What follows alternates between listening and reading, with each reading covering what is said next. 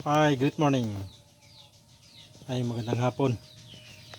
Hindi pala good morning, magandang hapon. Kasi hapon na pala. So mga kakrok, update ko lang yung mga alaga ko na manok. So oras na ng papakain. So mayroon akong kunting nalalaman kung paano palakihin yung mga sisiw natin na malusog at saka sa mortality niya. Hindi masyado kasi yung mga sisiw ko na 15. So may namatay talaga isa, pero aksidente lang yun. Nasabit kasi sa yung yung kulungan niya. So kinagat ng daga, so namatay siya. Pero tungkol sa mga gagaya nito, ganitong panahon na maulan, so about sa kalusugan nila, hindi sila nagkakasakit. So sa awa ng Allah. So ngayon, isa kasi mga kukrok na nagpapalakas sa immune system ng mga manok natin. Pagkita ko sa inyo kung ano yung mga ginagamit ko ng pagkain niya. So ito mga kakrok, bumibili talaga ako ng bigas na mais, tapos sinasaing ko. Yun lang. So talagyan na natin mga kakrok. Yan.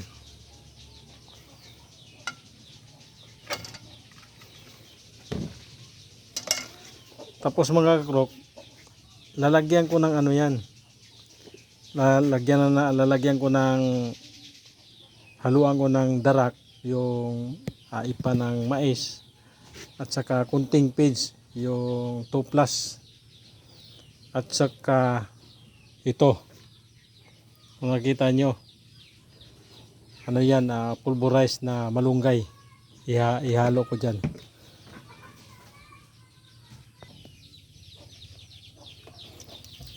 So ayan mga kakrok, dinudurog ko siya muna kasi affordable kasi ito pwede sa malalaki at saka sa mga sisiw ko. So iisang pagkain lang sila. So dinudurog ko muna kasi ang mais na to, bigas na mais, yung numero 12, maliliit siya.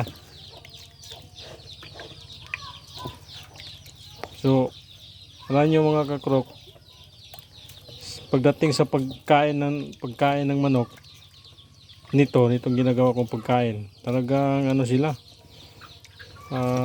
malakas kumain baga nito. So yung mga manok ko, so hindi sa pag mayabang, malulusog talaga sila. So ito mga kakrok, lalagyan ko na ng malunggay. Teka,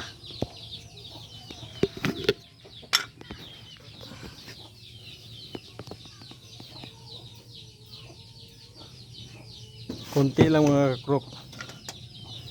Tapos yung ipa.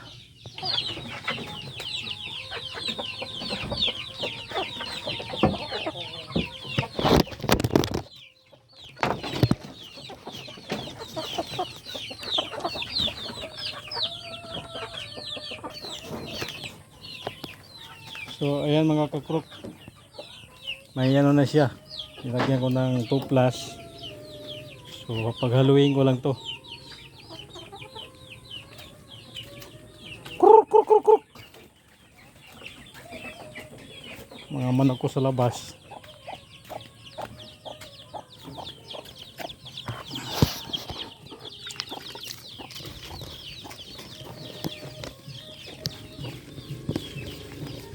Kruk, kruk, kruk, kruk, kruk, kruk, kruk.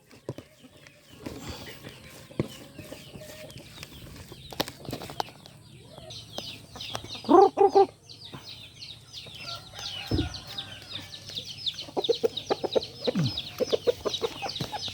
Yun yung mga inahin ko yan mga kakrok.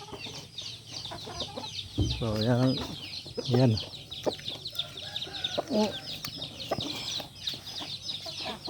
Kruk, kruk, kruk, kruk, kruk, kruk, kruk, kruk.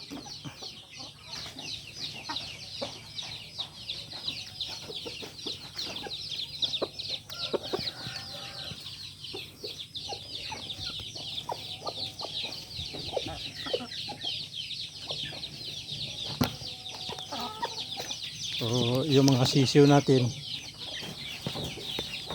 ito 3 months na to.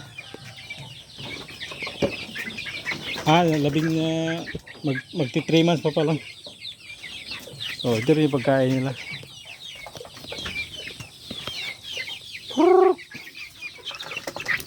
Tingnan mo. Yan. Sigla talaga sila. Okay.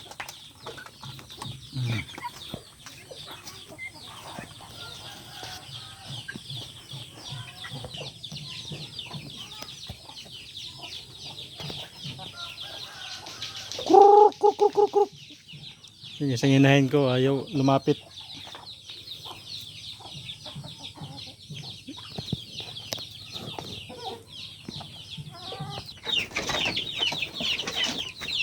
Hop.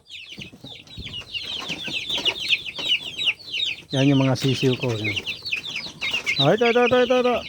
Yeah. Hop. Yan mo. Gustong-gusto nila talaga eh. Pag ganyang pagkain. Kanin na may 2+ na feeds. Tsaka tawag nito yung ipa ng mais. At yung pulverize ng dahon ng malunggay. So, ayan. Ayan, 3 linggo pa lang yan. Ang lalaki na nila. Itong piraso. Mayroon ditong 1 linggo pa. 1 linggo rin. Ayan sila. 7 piraso din.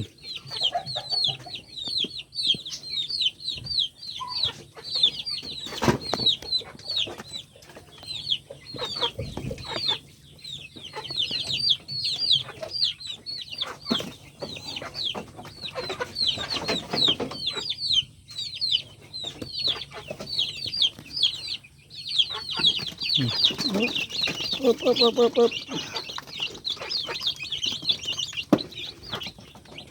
Yun. Yeah. Nag-aagawan sila. So, yun yung kagandahan sa pagkain na pagkain ng manok ko. Ano na, wala raw na, malaki at maliliit. Pwede.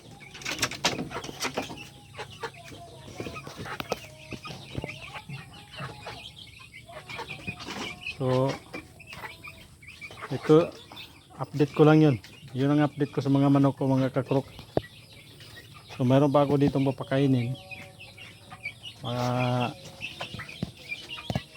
2 months old. So pinaghiwalay-hiwalay ko na so, puro kasi ano eh. Puro lalaki. So nagkaano sila. Ang tawag nito. Nag-aaway-away sila. Palibasa kasi mga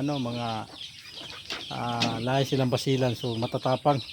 So pinaghiwalay-hiwalay ko na muna. So papakainin ko lang mga krok. So yun lang ang tip ko sa kung sino man yung kagaya ko rin, nagmamanok na bago pa lang katulad ko. So ganun lang, para tipid tayo sa pagkain ng manok. Kahit tipid, so nasa lang, natural lang yung pagkain. Hindi pa tayo magastos, malalaki pa yung manok natin. At mabibigat pa yung timbang. So hanggang dito lang mga krok.